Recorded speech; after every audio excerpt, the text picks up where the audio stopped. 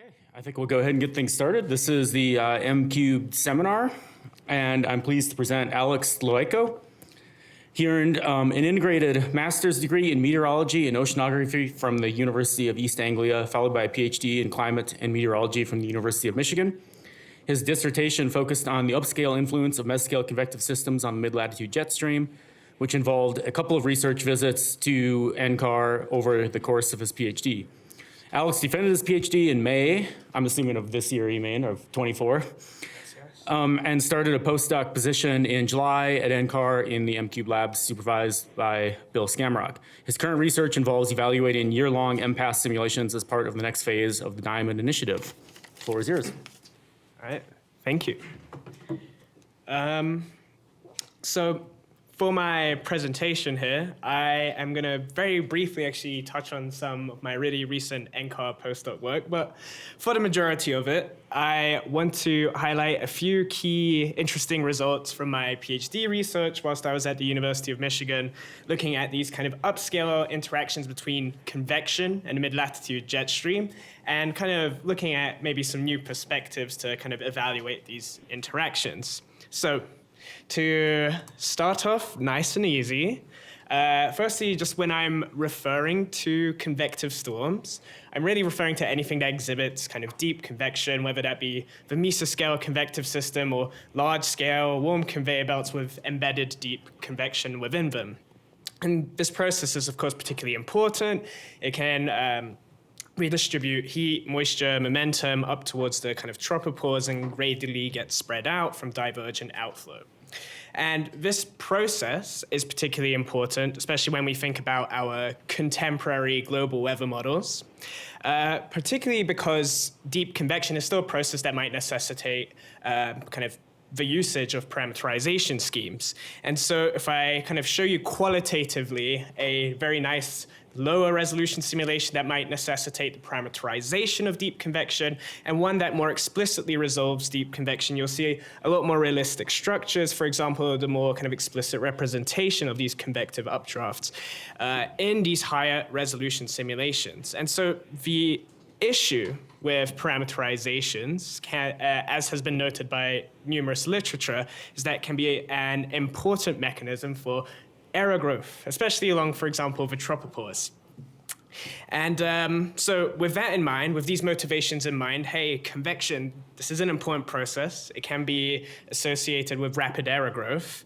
I want to use a framework to try and evaluate these particular processes. And so in my PhD, I particularly focused on Ertel's potential vorticity, and simply it wraps up a dynamic, kind of dry dynamics variable in vorticity and thermodynamics with potential temperature.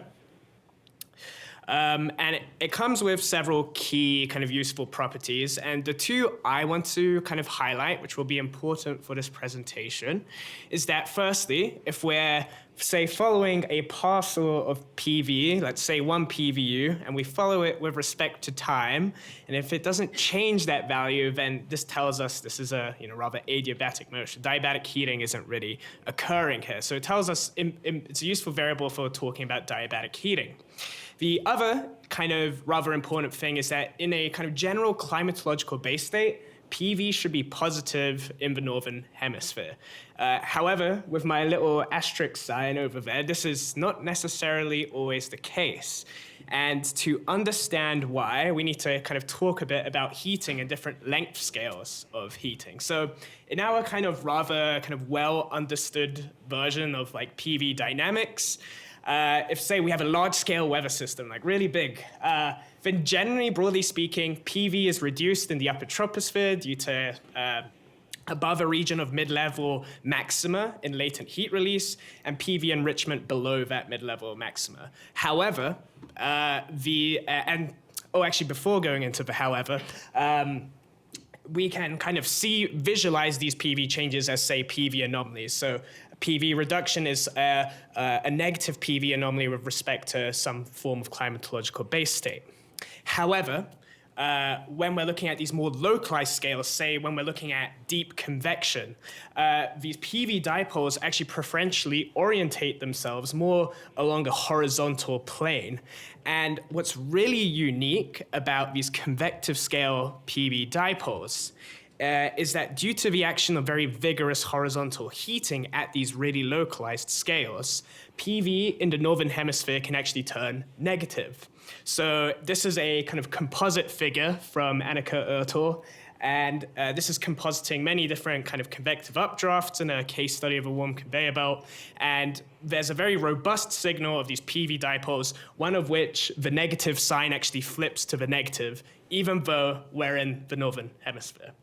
And so it's very analogous to essentially kind of like the tilting of vorticity. So essentially, if we looked at this for a dry vorticity perspective, the negative PV would be this region of very intense anticyclonic vorticity. So there's a lot of kind of correlation or relation between PV and a dry vorticity perspective.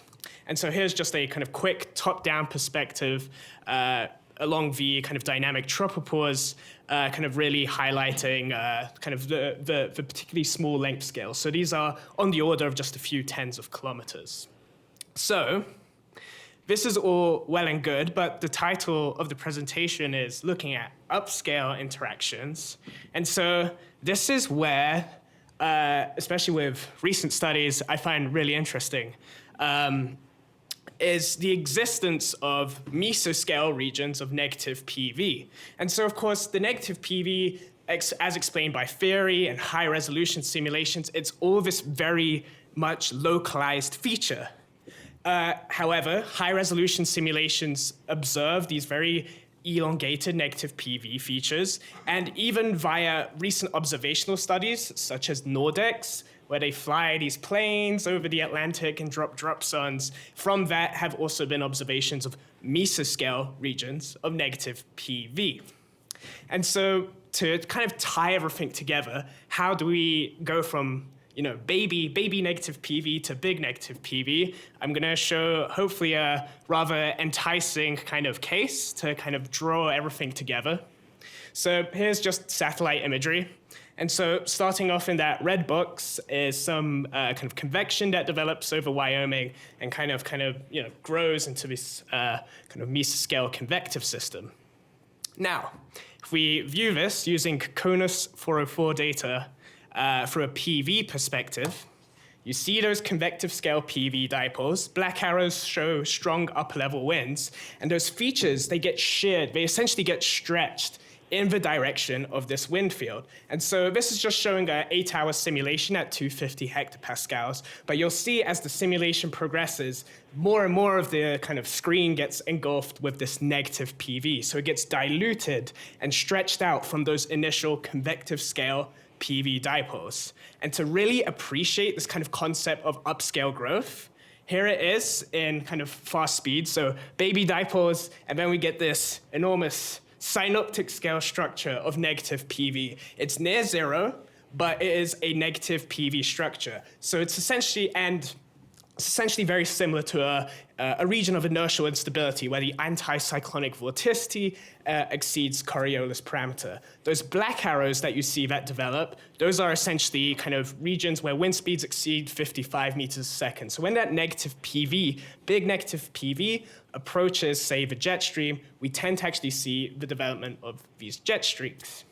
So here's like a quick shopping list of the kind of processes that kind of occur. So we get generation at these highly localized scales due to intense horizontal heating gradients, stretching by shear, and then we can get agglomeration of these kind of negative PV features because there's multiple of these convective cells, and it can begin advecting downwind. And that particular feature there in this simulation persists for over 48 hours when applying a tracker tool on it. Very finally, for this kind of background info, which will be very important is I want to also highlight that this feature is very much quasi two-dimensional. So if we were to take a cross-section through this kind of region of convective cells, you see these highly localized kind of convective scale PV dipoles, but they're very much defined in their kind of vertical shape. So they're very thin, but very, very long. And if I show you that synoptic scale negative P feature, well, it's very much this kind of quasi 2D structure. And we actually see this in composites. So compositing many negative PV features, it's very much these quasi 2D structures. So this will become very important for me using negative PV as a tool to talk about upscale interactions. However, I just gave you a ton of information. And to help you hopefully digest some of this information, we have a summary squirrel from my backyard in Michigan.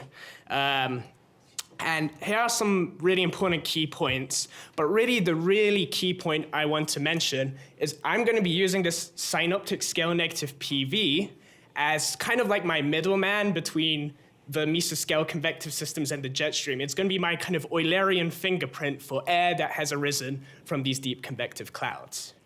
Okay, so beyond case studies. So can I Yes, ask a yeah. basic question? When you start off with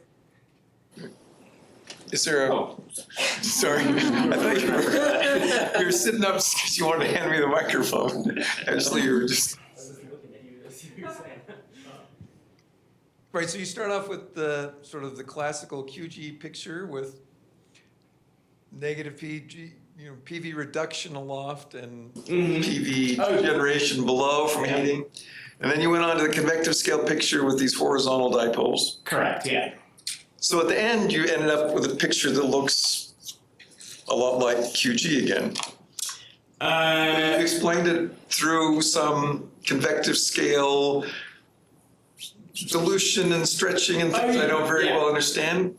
Yeah, the point being, so one of the key points is for synoptic scale, through just like the typical QG pictures, you get negative PV anomalies, but it does not explain the existence of these elongated bands of negative PV. Negative PV is very much unique to horizontal heating gradients. So eventually it stretches out to these kind of elongated negative PV features, but they're still like negative in sign. It's not a negative PV anomaly like we can kind of classically describe through the typical QG framework. So it has unique characteristics. if the Convective scale dipoles are horizontal. Why do you get negative PV aloft? The argument is that at these more localized scales, these horizontal heating gradients are the ones kind of providing the necessary kind of heating to turn PV negative. Because at these synoptic scales, we can, at large scales, we neglect the influence of horizontal heating. It's very much just in the vertical, and the vertical heating structures aren't enough to turn PV negative. And there's a lot more to do with theory that goes into the specifics about that, but I didn't include it in this presentation because that might be a whole kind of other kind of can of worms. So I can point you to some literature at the end. Okay. Okay, so for the time being, I wanted to still kind of keep it simple and kind of think about, firstly, these negative PV features in a slightly more composite or just climatological framework before kind of talking a bit about dynamics and predictability. And so just to start off with respect to climatology, I kind of just developed a tracker for looking for these synoptic scale negative PV features when they're nice and close to the jet stream. And by nice and close, if there's a negative PV feature within 100 kilometers to a circumpolar tube PVU contour, we kind of save this particular case. And from that, we find several thousands of cases to kind of do a more composite evaluation of these features.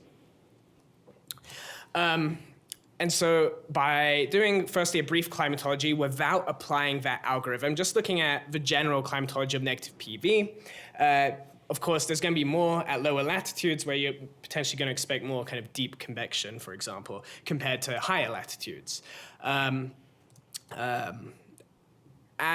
But when applying the algorithm, so looking for synoptic scale negative PV features near the jet, they preferentially kind of develop over the kind of western coastal Atlantic, around the eastern US, where it's also consistent with climatologies of, for example, warm conveyor belt outflow. So oftentimes we get a lot of diabatic heating already occurring in this particular region. So weather systems that are likely conducive to negative PV development.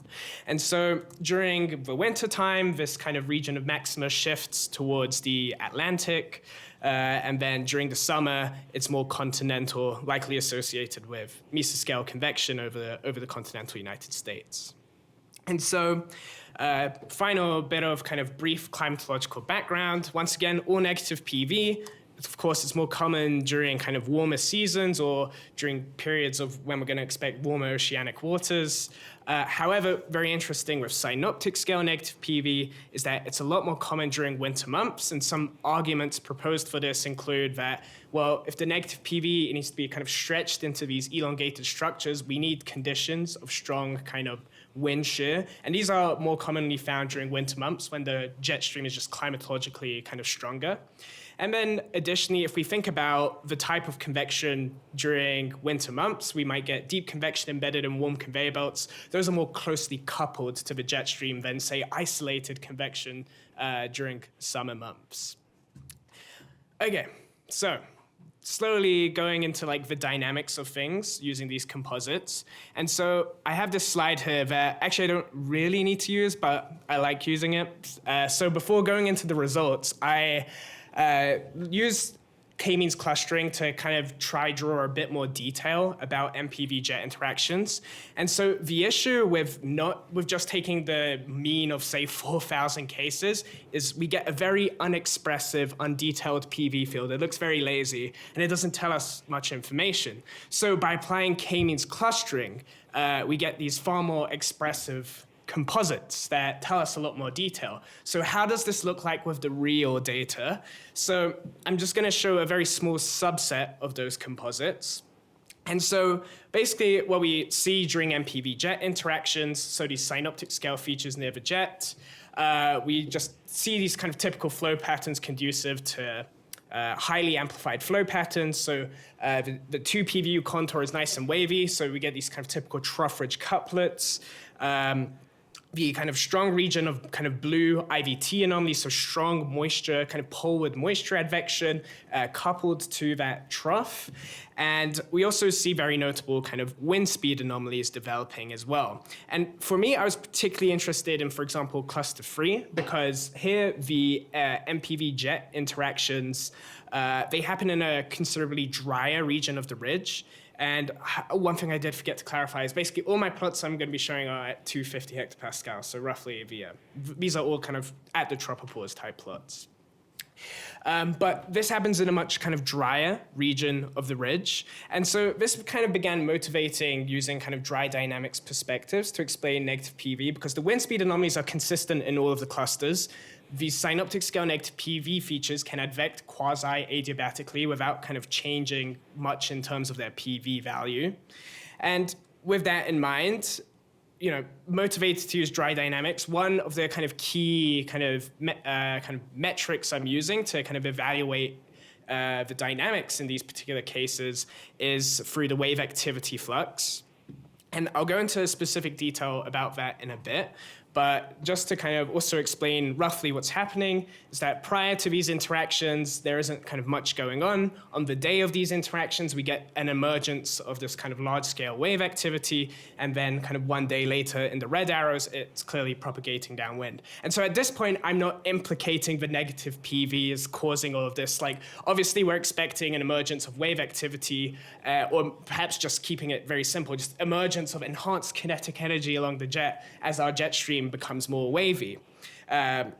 This can be explained by large-scale flow patterns, but what I want to hopefully drill into people's minds is that the negative PV is actually also highly relevant in kind of introducing some of this additional wave activity, some of this additional kinetic energy. And I'm going to be using just a two-dimensional kind of dry dynamics perspective. And so firstly, this is just a kind of arbitrary case, and I'm going to highlight kind of one kind of archetype case that's associated with some of those clusters that I showed. So here's the wave activity flux equation. I'm just going to be focusing on two very critical terms that I can relate nice and easily to negative PV. And I'm going to kind of go through a lot. So if there are any questions, leave them for like 5 minutes from now. And so here is, so firstly, beginning with explaining how negative PV kind of influences wind speed. Well, of course, it's just this kind of highly intense anticyclonic vorticity feature. So that's going to induce its own type of circulation. On the poleward side of the 2 PVU contour, we have a kind of region rich with cyclonic vorticity. So this is going to kind of lead to a vortex kind of spinning in the other direction. And so with a real case, what we see here is that region of cyclonic rich vorticity on the polar side of that 2 PVU contour. Our negative PV is rich with anticyclonic vorticity. It's an order of magnitude higher than in the ridge itself. And the ridge itself is basically a benign negative PV anomaly. It's a region of reduced PV, but the negative PV has a very unique kinematic property. It has much stronger anticyclonic vorticity that exceeds Coriolis parameter. And so upon computing a relative vorticity inversion in the box domain, what we see is basically very simply, and this is a 2-dimensional relative vorticity inversion at 250 hectopascals. What we see is very clearly these kind of 2 circulation dipoles that reinforce each other about the interface. And this is nothing kind of extraordinary. This is, discussed in a lot of kind of older previous literature, but we're seeing this very much in this kind of very real case along 250 hectopascals. So the anticyclonic vorticity associated with negative PV serves to kind of amplify some of those non-divergent winds when we're kind of computing this relative vorticity inversion. Next up is, in the blue box, I've kind of just termed it this shear and ridge term, or as kind of mentioned in Takaya and Nakamura, this is kind of like an ageostrophic flux of geopotential. And so this is often described as a kind of source of wave activity term. And so basically the idea is if we plop negative PV in a region of, higher than normal geopotential heights, the kind of positive stream function anomaly associated with the ridge is going to reinforce itself with the shear, horizontal shear associated with the anticyclonic vorticity of that negative PV feature. And so when multiplying those 2 terms together, we see that nice kind of region of red shading of enhanced, of this kind of term that's been enhanced about the negative PV. And while specifically note is the contour is not negative PV here, it's this psi XX term. So it's kind of like think of it kind of like a dV/dx anomaly associated with the relative vorticity equation. So basically what this is saying is negative PV has very strong horizontal shear. It interacts with a stream function anomaly, and there's a positive contribution because negative shear, this is a negative sign. Stream function, positive stream function, this is positive. But because we have this additional negative term here, then this term turns into a positive term. So we get positive contributions to wave activity due to these negative PV features if they are optimally embedded within the ridge. I hope that made sense. Just to begin synthesizing stuff together, here's the full wave activity flux equation. And what you see is that when we include all the terms, those negative PV features really get highlighted in this particular equation. And a lot of that kind of enhanced wave activity arises due to the contributions the negative PV does to the jet stream wind field due to the contributions arising from shear associated with that negative PV feature. So it's a wave activity kind of enhancer in the jet stream. And given that these negative PV features can be temporally persistent, one caveat of this is I'm just looking at instantaneous wave activity, but it would certainly be useful to kind of look at this over a kind of longer temporal scale to get a better understanding of how these negative PV features contribute to the wave activity. So using this dry dynamics perspective, I'm basically saying negative PV, you are important for kinetic energy enhancement along the jet. And so here's a summary squirrel of these slides. Here are a lot of the kind of key points that I've kind of described in detail, but really the metaphor I want to use is that we can think of this negative PV as this kind of extra kind of waviness inducer, basically. So it adds this kind of little bit extra to enhancing wave activity along the large-scale flow. And maybe actually in its most simplest kind of term, we can kind of think of it like small-scale eddies feedback onto large-scale flow. But by using the negative, thinking of this as a negative PV feature, we can appreciate that it's originated from these highly localized deep convective clouds. Okay, the remaining slides are going to be a lot shorter.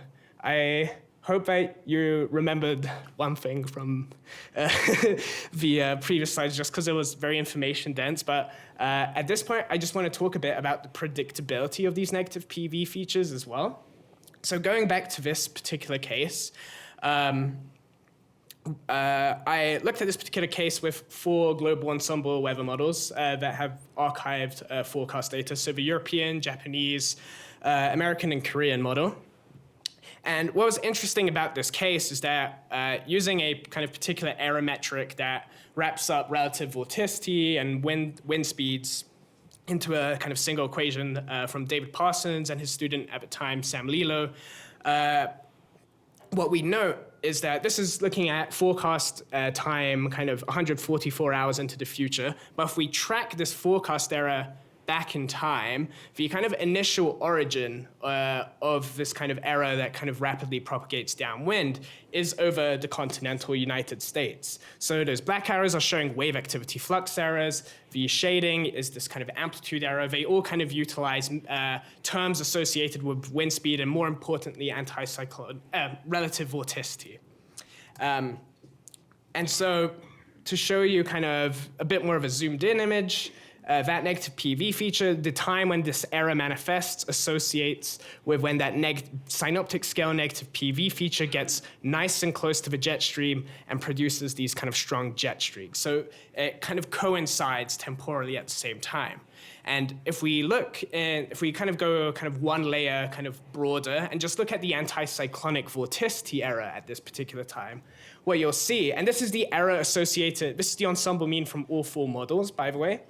And what we see is this kind of patch of very strong relative vorticity error, times 10 to the power of -4 per second. This is an order of magnitude higher than what we'd expect from background flow, which is really highlighting the point that these negative PV features have these unique, very strong anticyclonic vorticity signatures.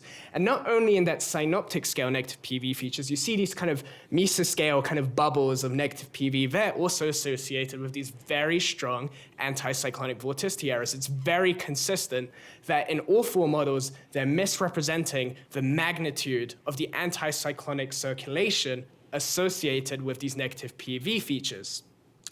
And so when kind of computing the kind of mean of the kind of relative vorticity in that box domain, the black dashed line shows what era 5 is saying. So very strong anticyclonic vorticity is mainly described by that box region.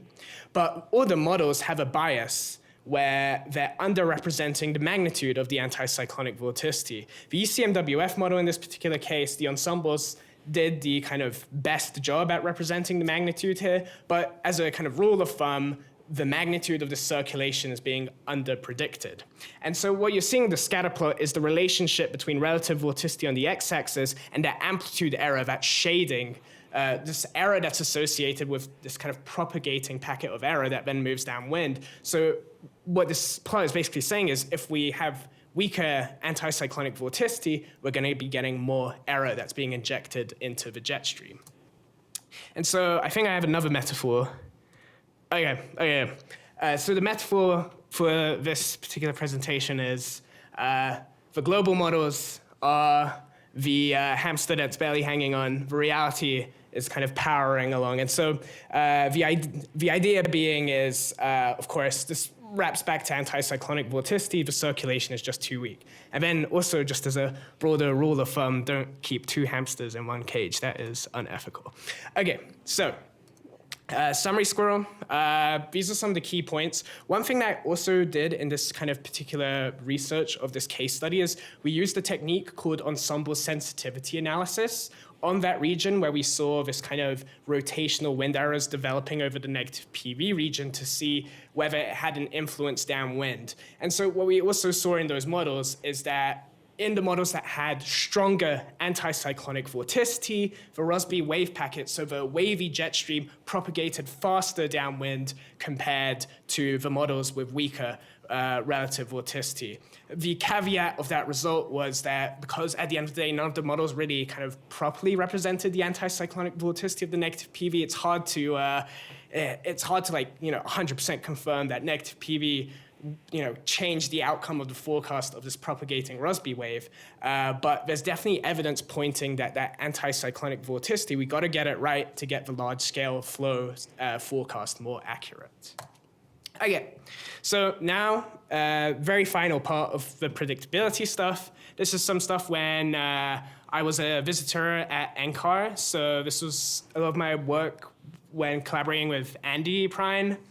And actually, this involved a lot of collaboration. So in this, I'm looking at another case. And here, the goal is to kind of figure out a bit more as to what is generating this negative PV. Like, is horizontal resolution important here? Is there something else potentially going on? And so here I'm just looking at a case of a kind of rapidly developing warm conveyor belt. The green region is where I'm going to be focusing a lot of my attention to. This is where a lot of ascent happens in the warm conveyor belt ascent region. A lot of the heating happens there. And so there are going to be two key parts I'm focusing on in this animation. There's the kind of initial kind of warm conveyor belt intensification stage. So we see those kind of really white clouds over the kind of southern US, where the warm conveyor belt is rapidly intensifying. That's going to be one key section. And then as this warm conveyor belt matures to these more grayer clouds with maybe some isolated deep convection, I'm going to be kind of treating these two kind of periods of the warm conveyor belt life cycle as kind of individual time steps for analysis.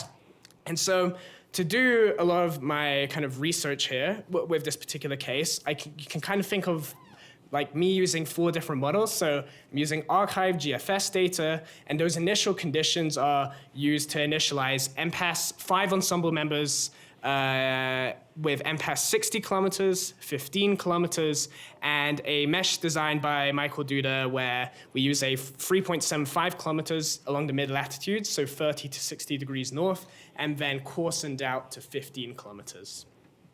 And one very key kind of important thing to kind of help out with the analysis is some updates to a PV diagnostic package from Mando and May to kind of really evaluate what aspects of the MPAS model might be potentially leading to the generation of this negative potential vorticity. And so I tried to do some vapor renderings. The memory kept crashing when I did higher resolution stuff, but we have a 60-kilometer one, so I think it looks pretty, kind of shiny. And so I'm gonna kind of use this just to briefly explain the kind of situation here. So the gray cloud-looking thing, and apologies for the kind of color, the gray cloud-looking thing is basically negative PV. So already at 60 kilometers, I was already quite impressed to see the development of negative PV, because especially with that previous case I showed you, those ensembles that weren't explicitly resolving deep convection, none of them really resolved this negative PV structure. But here it's kind of doing a bit of it's doing an okay job at even realizing the representation of this negative PV. And a lot of that negative PV, it advects out from this kind of source of heating. So the blue region, which is particularly maximized at about 250 to 500 hectopascal, this is predominantly being generated by kind of the microphysics and the cumulus scheme. And that kind of layer on top of all this kind of blue region, so this orange layer on top, this is kind of a lot of the kind of turbulence and radiation schemes leading to positive PV tendencies. The negative PV is, of course, arising from regions of negative PV tendencies, where sometimes even in the 60 kilometers, we can see PV changes of almost -4 potential vorticity units per hour. So this is going to be enough to be generating some of this negative PV. Here's another perspective, now including all the resolutions. And so one downside here is I interpolated everything to a 1-degree grid. So naturally, at the moment, what I'm doing in the background is interpolating everything to its kind of native resolution. But hopefully what you could see immediately at the start is the higher resolution is generating a lot more negative PV, consistent with there being a lot more kind of diabatic heating. And so here you're just looking at the kind of layer averaged heating between kind of 300 and 500 hectopascals and the negative PV along the 300 hectopascal isobar. The key point being is, and I'll let this kind of animation play once again, just so I can kind of explain my points at these kind of two important time steps. So during the intensification stage, where we get very intense kind of PV changes, you can see these kind of blue and reds indicative of kind of strong positive and negative PV tendencies. We're getting a lot of negative PV at this kind of early stage of warm conveyor belt intensification, where 60 kilometers is really struggling. However, as we go towards that more mature stage, what you'll see is the 60 kilometers starts kind of performing rather kind of similarly, at least more effective at producing some of these kind of bands of negative PV, like in the higher resolution simulations. And of course, one issue is the interpolating to 1 degree. So these results could potentially change a bit in appearance once these interpolations are complete. But the key points that I want to highlight is that as we go towards higher resolution, we get a far broader distribution of potential vorticity, specifically towards more and more of these negative PV values. So once again, this is the layer average between 300 and 500 hectopascals. But as we go towards higher resolution, we get more and more negative PV, which is, you can tell by this kind of broader distribution. And if I show you microphysics tendencies, well, it kind of follows a very similar broadening distribution. As we go towards higher resolution, the PV tendencies due to microphysics cover a much broader range of values as we go towards higher resolution. So higher resolution is more effective at kind of potentially turning the PV negative, but also causing much more positive values. So potentially these kind of PV dipoles as expected from theory. Likewise, if I show you the cumulus convection scheme, well, as we can expect, basically at the highest resolution, the cumulus convection scheme actually doesn't really do anything for PV changes, but at these coarser resolutions, it's still a kind of important process for contributing to PV changes. Very lastly, or I don't know if that's a phrase, just to look over the change of PV within that warm conveyor belt ascent region. Well, firstly, just to be clear, I'm showing you cumulus changes of PV due to cumulus heating and changes of PV due to microphysics. And if I was to show you all the other kind of PV tendencies within the warm conveyor belt ascent region, it would basically flatline at about 0. So they're not important. These negative PV changes are very much driven just by the cumulus heating and the microphysics, especially at higher resolutions. And so this stage where the microphysics kind of really starts going crazy, this is during the warm conveyor belt intensification stage. And that 60 kilometers, which you can kind of see over here, this line, it's nowhere near as intense as these higher resolution simulations. So these higher resolution simulations are going to be far more effective at reducing PV within the warm conveyor belt compared to 60 kilometers. However, as we go towards that more mature stage, the PV tendencies are predominantly just driven by the microphysics. And you can see that 60 kilometers, 15 and 3 kilometers all generally perform rather similarly, which is kind of consistent with seeing a similar kind of area coverage of negative PV towards the latter end of that simulation.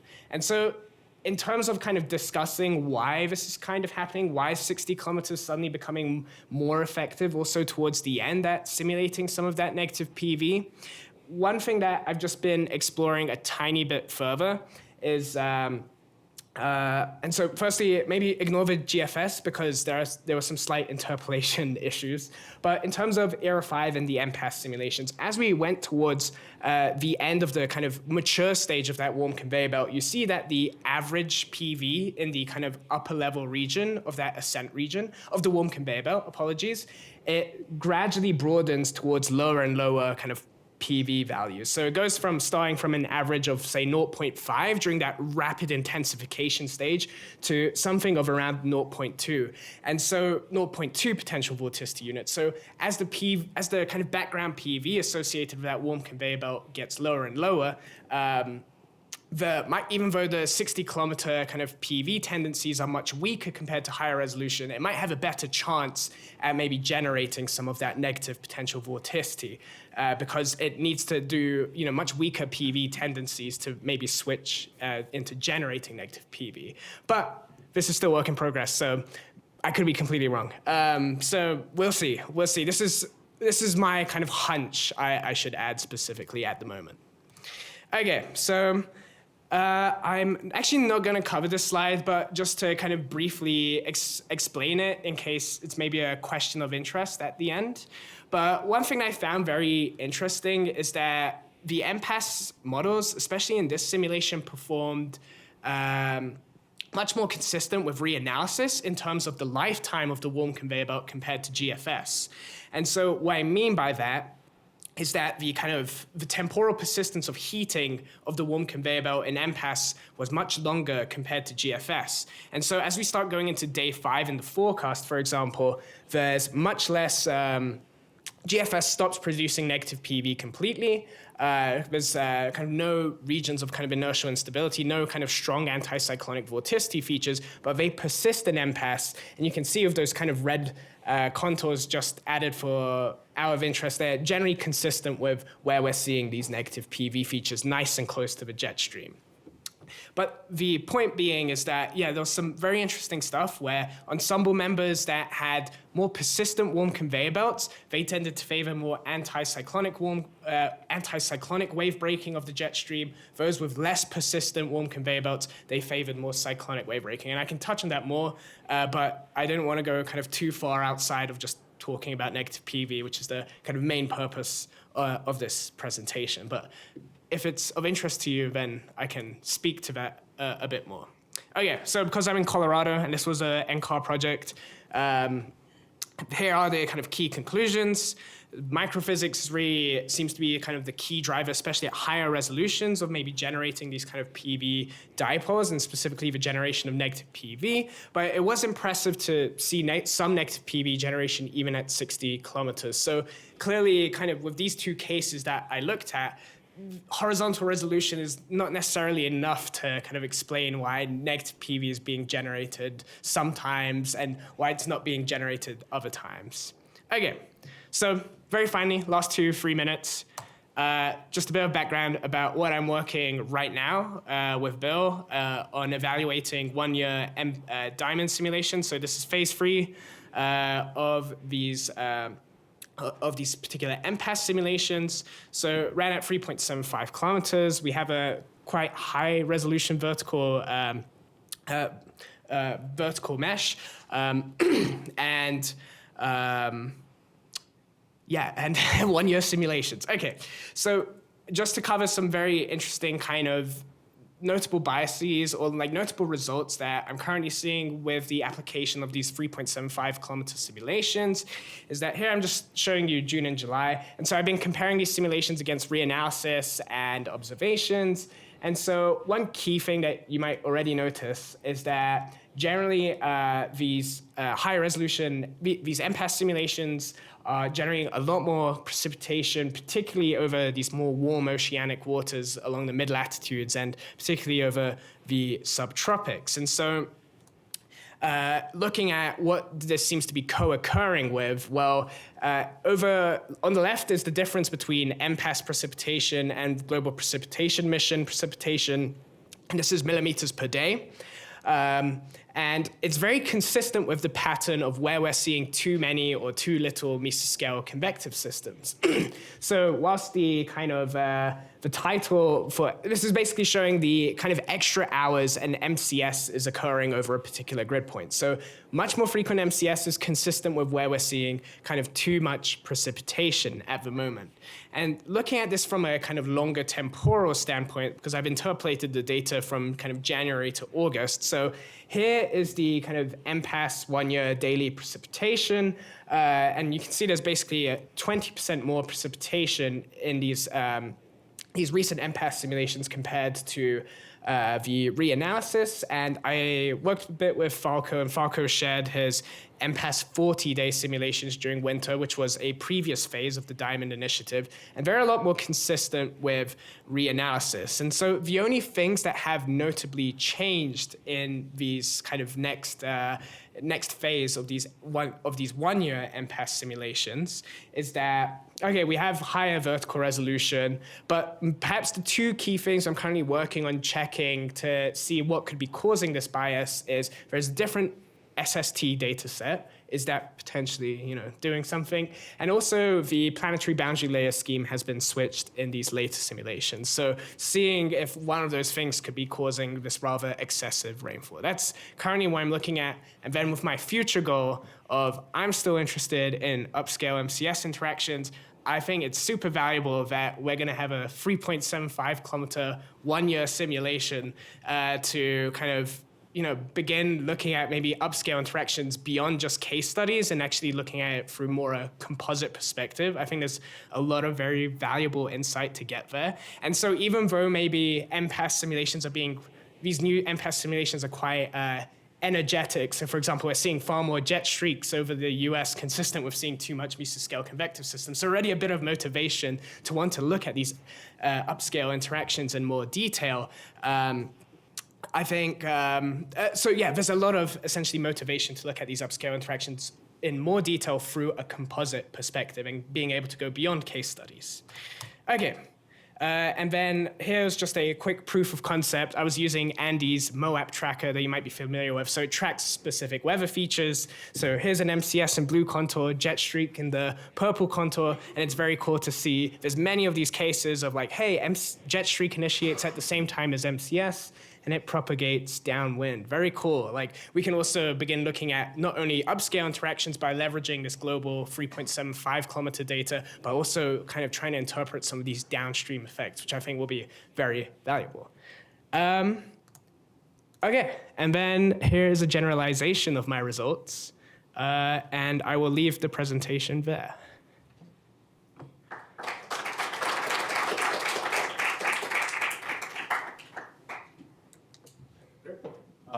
Time for questions. Oh, if you want to read my papers. Sorry. Okay. That's an important bit of information. Yep,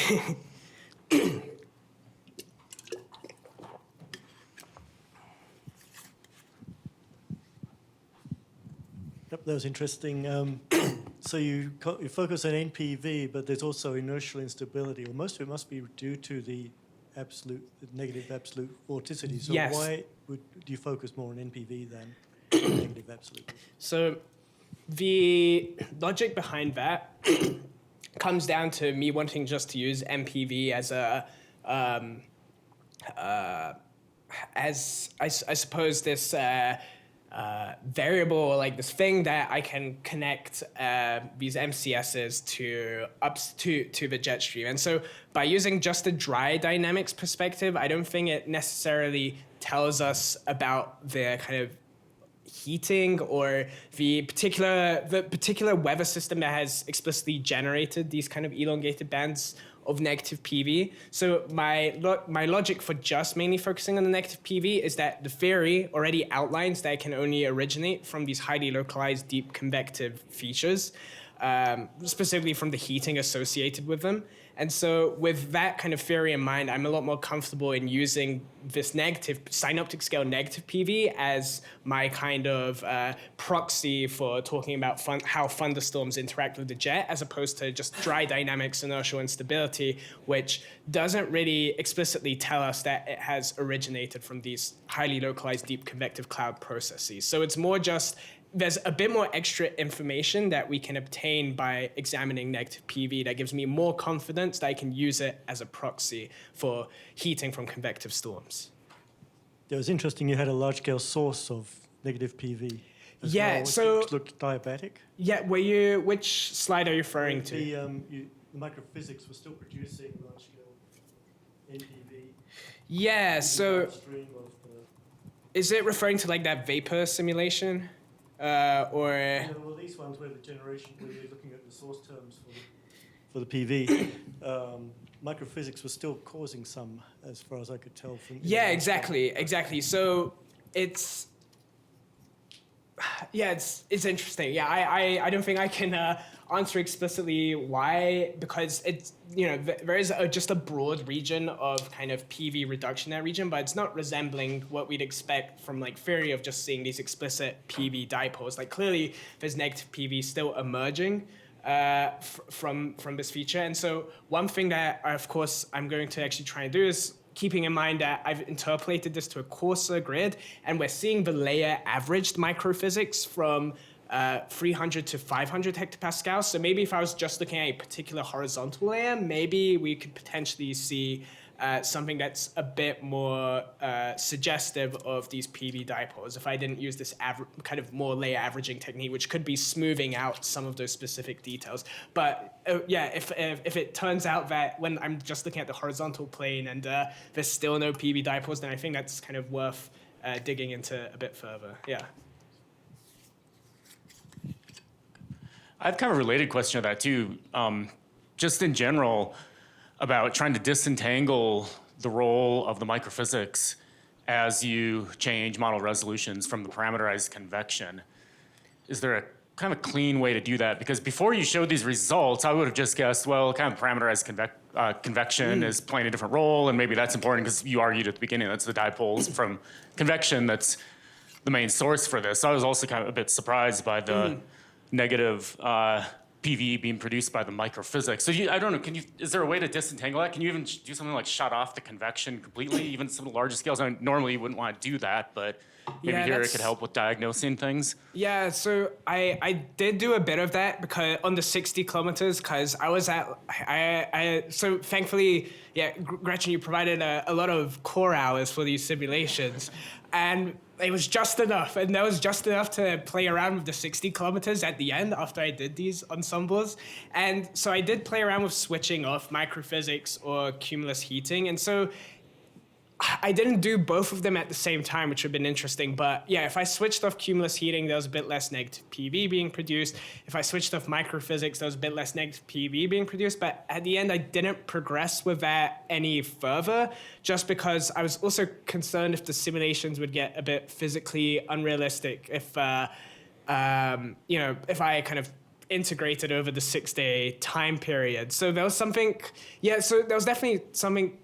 You could try and look at the kind of area coverage of this negative PV. There's definitely less of it by switching off specific schemes. But yeah, I really didn't kind of analyze it further beyond just like, oh, this is, interesting. There's a bit less when I turn this stuff off. So I don't know if that completely answered your question, so apologies. If Okay, no. We could talk later too. Yeah. So there is an online question over here so I can see it. This is from Jifeng. Great talk, Alex. What do you think of the role of organized convection or MCS in the life cycle of warm conveyor belt in the upscale impact through negative PV and their air growth downstream? When and where do kilometer scale models benefit compared to low resolution models in such processes? Sorry, I just want to read the. Sorry. I don't know.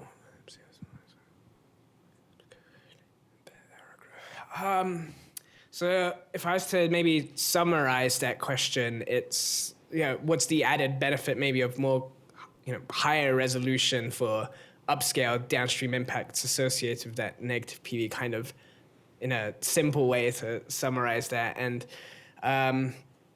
I didn't actually personally look full on at the downstream impacts. For this particular case, I wanted to. One downside is I only integrated for 6 days.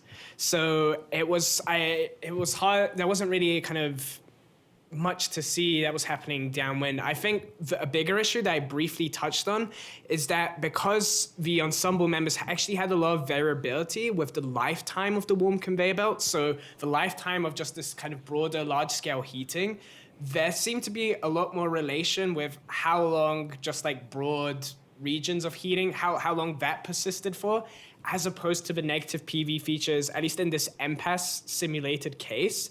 I think it would be a lot more helpful looking at, for example, that 2017 case where the negative PV got advected very far away from the regions of kind of mesoscale convection over the continental United States. And in that particular case, I mean, I was already seeing some, by being able to just focus on the negative PV interacting with the jet, there wasn't any kind of other diabatic heating co-occurring at the same time, because it's such a kind of messy atmospheric setup. If we're generating negative PV and there's diabatic heating all occurring in the same location, it's hard to disentangle these different processes. But when looking at negative PV on its own, well, just using kind of theoretical arguments, if we move it nice and close to the jet, we're going to be enhancing the PV gradient. So we're sharpening the PV gradient. This is going to potentially lead to a more rapid local acceleration of Rossby waves propagating over a PV gradient. And so this was kind of what I was seeing with the ensemble sensitivity analysis, which I unfortunately didn't include in my additional slides, but related to this case. What I saw is that, strong anticyclonic vorticity, faster propagation of that Rossby wave packet downwind. So if I was to guess that maybe in a kind of vacuum of just looking at negative PV, it can potentially have important implications for error growth along the jet stream, potentially modulating some of that propagation of the jet stream downwind, so the individual troughs and ridges, because anticyclonic vorticity can play an important role in the speed and propagation of Rossby waves along the jet. But of course, I'm just using case studies, and that'd be a great question to look at in further detail. I don't know if you're doing that. I don't know. But I hope to actually, that'd be, I think it's difficult. I can't confidently kind of come up with a proper answer, but I think we should suspect that these MCSs can certainly have some kind of effect on the kind of error propagation along the jet. I have no clue if I answered your question, so I'm very sorry, but hopefully that is at least some ideas. Okay, we have time for one more question. Okay. Okay. You sure? Yeah. I can handle it. Really interesting. So is this correct to say that you were seeing that like in MPAS that the negative PV generation seemed to be closer to reanalysis, but then when looking at things like precipitation, there was overprediction? I didn't actually, I wish I commented on that a bit more. So it was really interesting. So especially with these kind of PV distribution plots, I think it also, because we're looking at such high resolution, I'm also questioning how realistic the reanalysis kind of, for example, PV distribution is, especially within the warm conveyor belt itself. So you can see at higher resolutions, we get much more broader PV distribution that reanalysis isn't capturing. And This kind of likely makes sense. The ERA 5, that's produced with, I think, a model with horizontal resolution of 30 kilometers. So it's going to be parameterizing that deep convection. I think when we're so what I was also interested in is when we're leveraging reanalysis for looking at these synoptic-scale negative PV features, I have a bit more confidence there once they're kind of already elongated, because even though those global models, for example, in that kind of previous case study I showed, they were struggling to resolve, like, for example, even that negative PV in that case, but ERA 5 was. So I have, discussing also with Andy when he was here, we suspect that likely the added addition of data assimilation in the reanalysis process is likely enabling us to see these negative PV features in reanalysis. And it was consistent with CONUS 404. So you saw that even though that's kind of forced with respect to the ERA 5 data, there's similarities with higher resolution simulation. So I have confidence in these synoptic scale features, but in terms of talking about negative PV generation, specifically in these regions of strong diabatic heating at these localized scales, I have less confidence in kind of using reanalysis to kind of help us determine if MPAS is doing a good job or a bad job. Yeah. Okay. Yeah. No, that helps me understand what the results look like and what your challenges are. But I was also thinking, so the reanalysis can only get you so far. Yeah. But I think you'll also want to look at various different things. It seems like from the beginning, I very much liked your Bigfoot plots, and I believe the truth is out there. But the vertical structures of convection in all of our models, like a lot of times we're tuning into precipitation, but then the vertical structures in our operational models are not looked at very often. And so it'd be very interesting to see, because we need that transport to the upper troposphere and for the upper parts of the storm to look good, right? And then, what do we compare that to and all this stuff? I think coming up with different metrics to assess which of the things need to be represented with authentically to get the right answer for PV production. I think it'll be really interesting. Great point. Okay. Let's thank Alex once more. Thank you.